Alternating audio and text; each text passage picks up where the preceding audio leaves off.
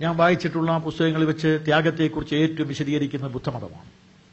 ബുദ്ധന്റെ ത്യാഗം എന്ന് പറയുന്നത് കൊട്ടാര ത്യാഗമാണ്.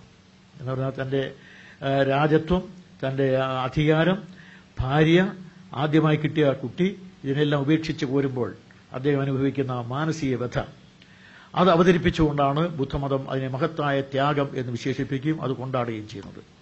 ബുദ്ധന്റെ ത്യാഗം ഒരുപക്ഷെ കുറെ ശരിയായിരിക്കാം. ആദ്യമായി അദ്ദേഹത്തിന് കിട്ടിയത് പെൺകുട്ടിയാണ്. ഒടുവിലായി ബുദ്ധൻ അവിടെ ചെന്ന് നിന്ന് ആ പെൺകുട്ടിയെ ഒന്ന് നോക്കിയിട്ട് കുറേ നേരം നിന്നിട്ടാണ് അവിടെ നിന്ന് പോകുന്നത്. പോയിട്ട് അദ്ദേഹം ലോകത്തെ ത്യജിക്കുകയായിരുന്നു. ത്യജിച്ചിട്ട് സന്യാസിയായി പോയി ബുദ്ധൻ. അതിനെയാണ് ബുദ്ധമതം മഹത്തായ ത്യാഗമായി കൊണ്ടാടുന്നത്. ലോകം ചൂണ്ടിക്കാണിക്കാറുണ്ട് ബുദ്ധന്റെ ത്യാഗം. പക്ഷേ സാക്ഷാൽ ത്യാഗം എന്ന് പറയുന്ന വാക്ക് അന്വർത്ഥമാക്കി തീർത്ത ഒരേ ഒരു ത്യാഗി വര്യനുണ്ട്.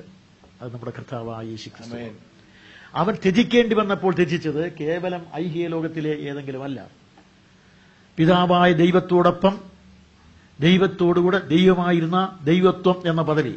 ഫിലിപ്പി ലേഖനം 2-ാം അധ്യായത്തിന്റെ 6 മുതൽ വാക്യങ്ങളിൽ പറയുന്ന പോലെ ദൈവരൂപത്തിലിരിക്കെ ദൈവത്തോടുള്ള സമത്വം മുറുകെ പിടിച്ചുകൊള്ളാതെന്ന് വിചാരിക്കാതെ മനുഷ്യനായി എന്നല്ല, പിന്നെ വേഷത്തിൽ മനുഷ്യനായി തന്റെ സൃഷ്ടിക്ക് തുല്യം താഴുക, സൃഷ്ടാവ് സൃഷ്ടിക്ക് തുല്യം താഴുക. പിന്നെ നമ്മൾ വായിക്കുന്ന അടുത്ത ഭാഗത്ത് ക്രിസ്തു എന്ത് ചെയ്തു? ദാസരൂപമെടുത്തു. ദാസരൂപമെടുത്തവനായ കർത്താവ് യജമാന ഭാവത്തിൽ വരാൻ ഉള്ളവൻ ഇപ്പോൾ ദാസന്റെ ഭാവത്തിലേക്ക് വന്നു. ദാസരൂപമെടുത്ത് പിന്നെ മരണത്തോളം എന്ന് പറഞ്ഞിട്ടാണ് ക്രൂശിലെ മരണത്തോളം. മരണത്തിന് ഒരു സാധാരണ അന്തസ്സുണ്ട്. ക്രൂശിലെ മരണം എന്ന് പറയുന്നത് അന്തസ്സറ്റ ഇല്ലാത്തതാണ്.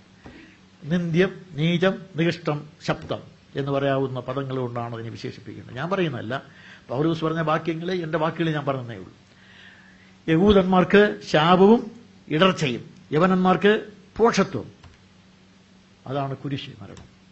ആ കുരിശാണ് കർത്താവ് മരിക്കുവാൻ തിരഞ്ഞെടുത്തത്.